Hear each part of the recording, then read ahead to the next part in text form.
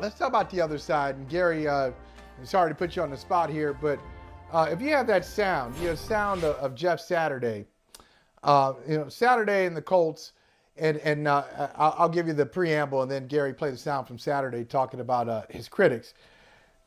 Saturday and the Colts, they got a lot of, there weren't a lot of positive comments about the firing of Frank Reich and replacing him. Firing Frank Reich, people say, okay, that's the way it goes. But the replacement with Jeff Saturday in the really, really entertaining and also bizarre press conference from Jim Irsay, where he says it's good he doesn't have experience. I like that. He didn't have experience, that fear. He's got that fear. He doesn't have that fear that these coaches have, and he's going to be successful. You wouldn't bet against him, on and on. He got a lot of criticism. He did. They won a game over the Raiders. Now I want to hear Saturday. Let's hear Saturday talking about kind of proving something to his critics. It's been an intense week, right, for everybody, and so I think mostly when I'm thinking of myself, not talking about this organization, but myself, for my family, we had talked about, I don't think they were prepared. I have been very good about not reading, not listening, not really being concerned with, but I have had to remind my family, and I'm glad I do, because that just shows the loyalty we have to each other, about, listen, man, the Lord is our defender. He's our, he promotes, he directs, and so don't be concerned with outside. I felt conviction about the opportunity. I knew I was going to take it for those reasons, and I have no, I got no qualms with what anybody says about their opinion. Great. If they disagree with it, still love them. Not really worried about it. I got other things I got to take care of. All right. So look, I would say, Jim, I know it's not realistic. If I were in that position or advising somebody in that position, I'd say, yes, you're going to get criticism from a lot of people. The higher profile your job is, the more critics you're going to get. NFL or anywhere else. If you take on a position of authority or responsibility, you're going to have critics. Sometimes the critics come from inside the building. It's just the way it is. But I'd also say, could you please, respectfully, if it's possible, can you please tell your family not to bring this stuff to you? Like, is this helpful? Is it helpful? Like, you always hear this in every sport. Like, guys, I know you've dealt with this in your career, where a player will come to you and they may not have even heard what you said or read what you said, but somebody close to them did. That person's upset about it. They put some heat. They say, hey, man, you can't let Jim Trotter say that. He said this, and that. They give you they have a terrible job of summarizing what you said or what you wrote. And now a player's in your face. I just feel like, look, if you really want to be helpful to the Jeff Saturdays and Josh McDaniels and Sean McDermott, anybody in this game, just kind of leave them out. Don't bring that crap to them. Okay? What we do is that's what we do. That's not helpful. I can tell you it wasn't just his family. When I talked to him after the game, he told me he had a number of texts from people pointing out what friends had said and whatnot. And look, Jeff's a big boy. And when he says he's cool with that, if you disagree with it and everything, he is, as he told me after we finished our conversation. And I explained to him the things that I had said and asked him the questions I wanted to ask. Typical Jeff, man, love you, buddy. And that was it. That's who he is. And that's why. What did you ask him? So I know without betraying. I mean, I know it's a friendship. You got a it was all on the record. Saturday. Okay. No, it was all on the record. I wrote about it. I said to him, look, we go back a little bit. We've worked together. We've golfed together. We've broken bread together. We've talked about life. We've talked about family more than we talk about football. And I said, I've always considered you to be a man of conviction, and I believe that you believe in meritocracy. And I said, having said that, when this offer was presented to you, did you ever give any consideration to turning it down? I said, because what do you all say as head coaches?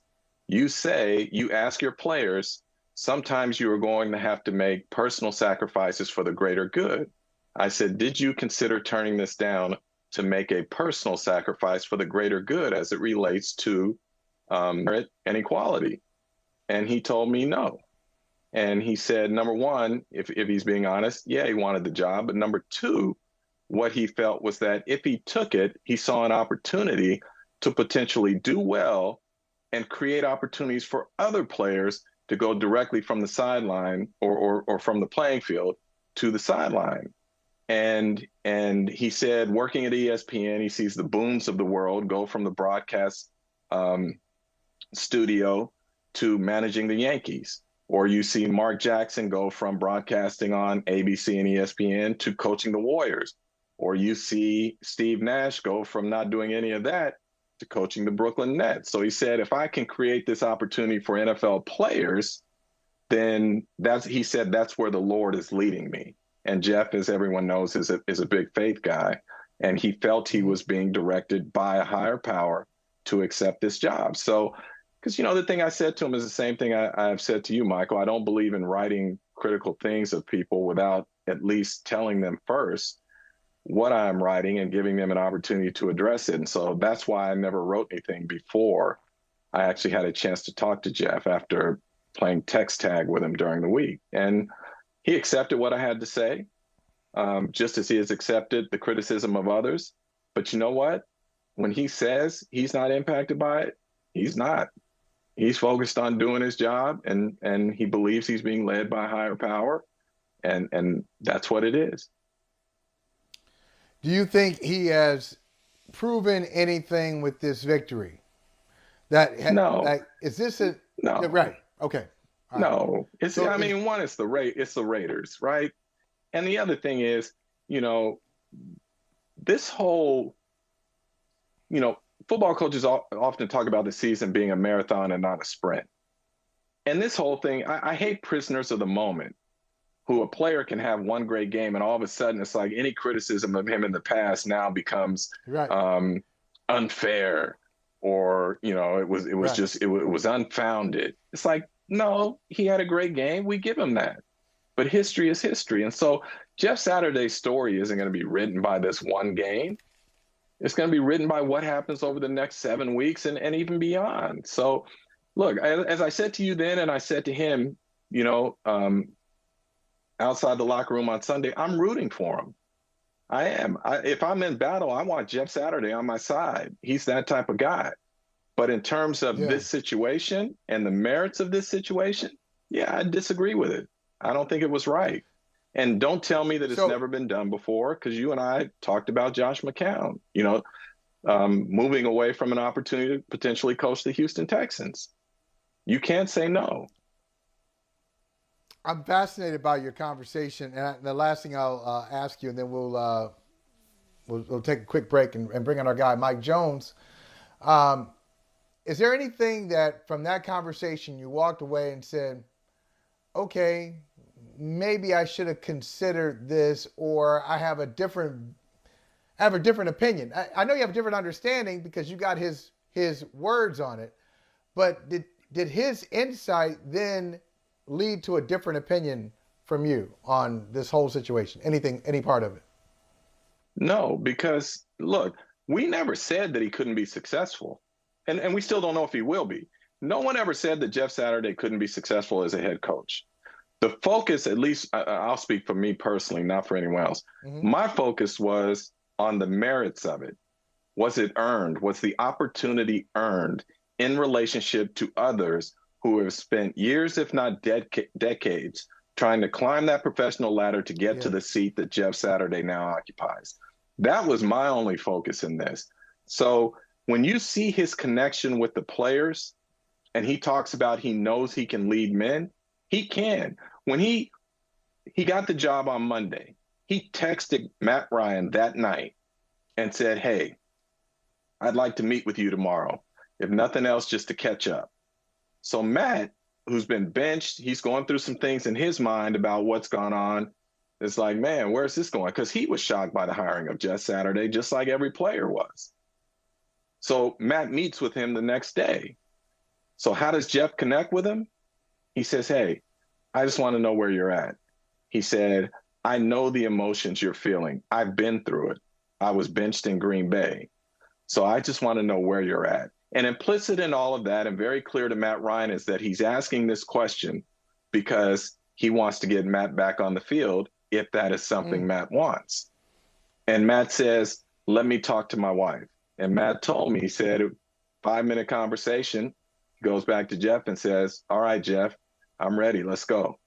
And then he wants to go out to practice and make sure physically he's okay. And once he was, Matt was the guy again. So Jeff's ability to empathize, if you will, with what Matt Ryan gone through created a situation between those two where right away their trust, right? And Matt goes out and has one of his best games of the year, no turnovers, 2 touchdowns scored. And you know Jeff had an impact because remember the play where Matt scrambles for 39 yards? Matt had never run for 39 yards in a game in his career. That's a fact. Right. Let alone one Not play. Not his skill set, right. And you saw him heading for the sideline, and what did he do? It's like in his mind something said, don't go out. And he cut upfield for another 15, 20 yards or whatever. To me, and I may be wrong, but that's some of the Jeff Saturday impact.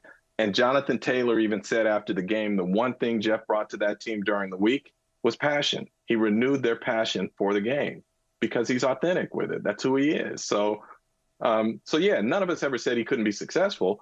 For me, it was more about the merits of attaining that job relative to others. Yeah, and as we talk with Mike Jones coming up, you know, meritocracy is going to be a big word and a big topic at the end of the year because, Jim, I'm convinced, especially if he is successful. Let's say if they win more than they lose. Let's say they get him in the playoffs. They're going to have to go through this whole process, and we're all going to know that it's a sham. Hey, thanks for watching Brother from Another on YouTube. Make sure you hit subscribe before you leave, and be sure to watch us 3 to 5 p.m. Eastern Time on Peacock. Appreciate you.